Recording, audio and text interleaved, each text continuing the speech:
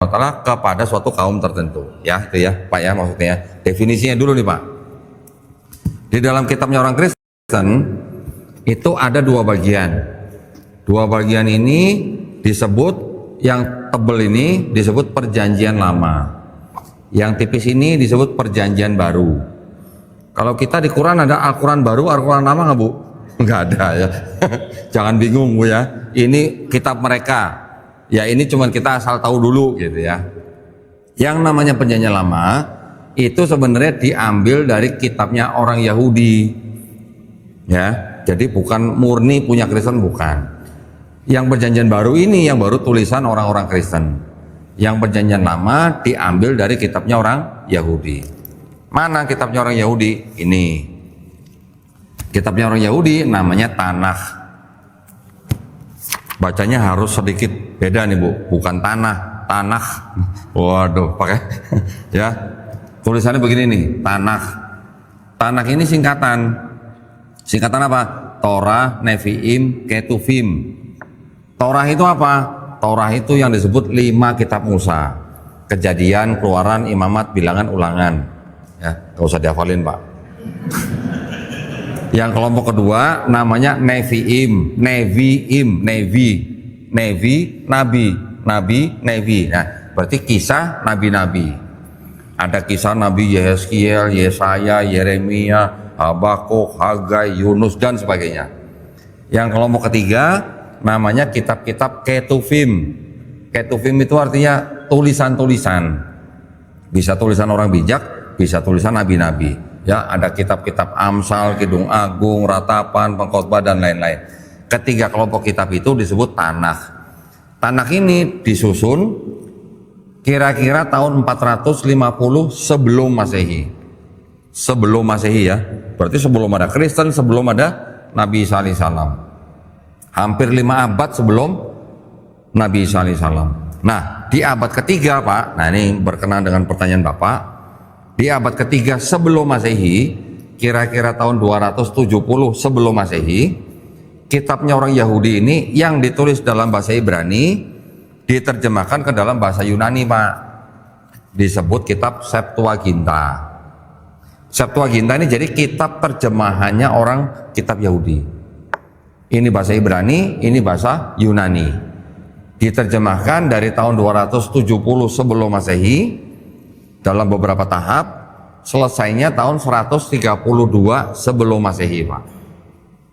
Ya, kitab ini beredar terus sampai Nabi Isa lahir, sampai Nabi Isa alaihissalam diangkat, bahkan di abad-abad kedua, ketiga, keempat Masehi. Kitab ini kan terjemahan Pak, terjemahannya diresensi Pak namanya. Tahu nggak Pak diresensi Pak? Dikritik terjemahnya. Sama siapa? Sama orang-orang Kristen. Karena orang Kristen kan timbulnya di abad pertama.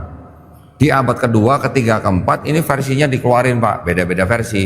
Ada versi Bapak Gereja Origen, ada versi Bapak Gereja Lucian, ada versi Bapak Gereja Hesisius namanya. Namanya aneh-aneh semua gitu ya.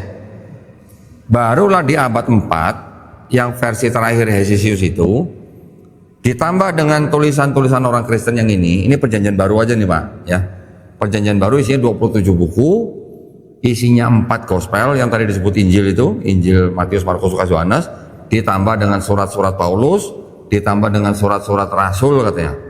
Kalau istilah rasul dalam kitab ini beda dengan rasul dalam Islam Pak ya. Ini kitabnya orang Kristen baru dijadikan satu dengan ini Pak. Inilah kitabnya orang Kristen pertama kali.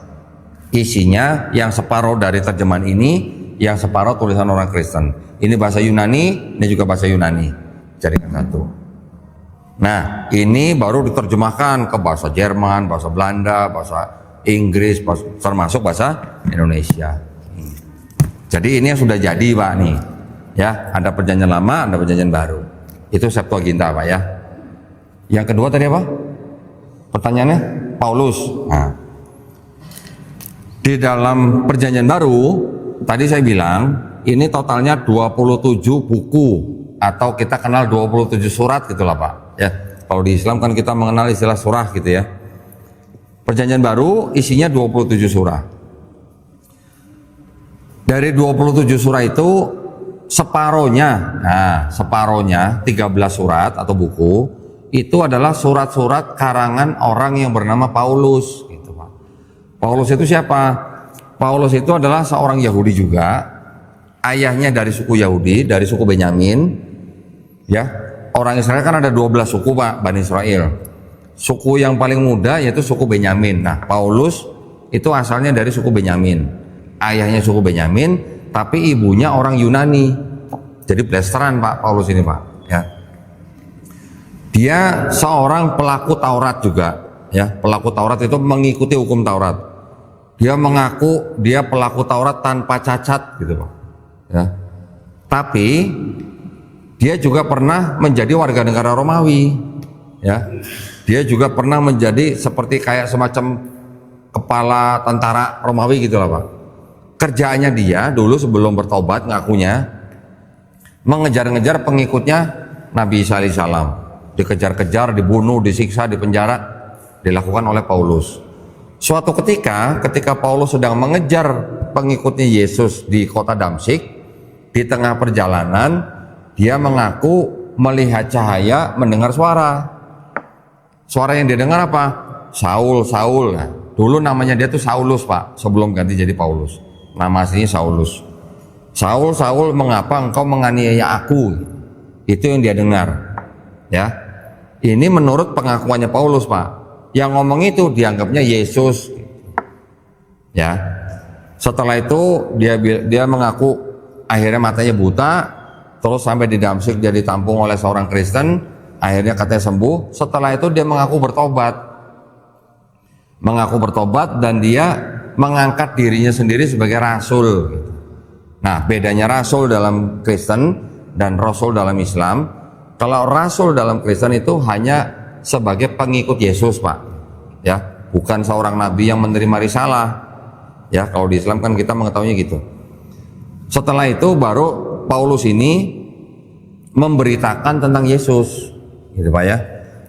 Paulus sendiri nggak pernah ketemu langsung Yesus, nggak pernah ngopi bareng Yesus tuh, nggak pernah. Hanya pernah katanya melihat cahaya, mendengar suara gitu. Nah setelah itu ada suatu kejadian di Bait Suci Yerusalem, dia dianggap bawa-bawa orang yang bukan orang Yahudi masuk ke dalam Bait Suci, kemudian ditangkap, dibawa di penjara, dia naik banding sampai dalam perjalanan sampai ke Roma. Jadi di penjara Pak. Di penjara dia nulis-nulis surat ini. Surat-surat ini yang dikirim ke kota-kota Galatia, Roma, Tesalonika, Timotius, Kolose, Korintus dan sebagainya. Surat-surat Pak.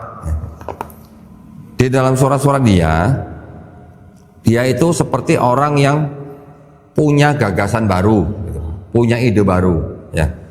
Jadi kalau Yesus di dalam 4 gospel ini diceritakan dia mengikuti ajaran Taurat Pak ya. Ada di sebuah surat namanya Matius 5 ayat 17 dikatakan Yesus, jangan kamu menyangka aku datang untuk meniadakan hukum Taurat. Aku datang bukan untuk meniadakan hukum Taurat, tapi untuk menggenapinya. Coba ya. Selama langit dan bumi belum hancur, satu iota itu satu huruf terkecil dalam bahasa Ibrani, tidak akan dihilangkan. Kata Yesus. Tapi kata Paulus, Yesus yang mati di atas kayu salib itu sudah membatalkan hukum Taurat. Beda kan Pak? Paulus mengajarkan satu hal lagi yang baru, apa? Karena dosa satu orang itu, siapa? Hawa, istri Adam, yang sudah makan buah kuldi. Karena dosa satu orang itu, dosa itu menjalar kepada setiap manusia. Jadi setiap manusia menurut Paulus sudah berdosa, dari ceprot gitu Pak. Karena sudah berdosa, makanya nggak bisa bersatu lagi dengan Tuhan.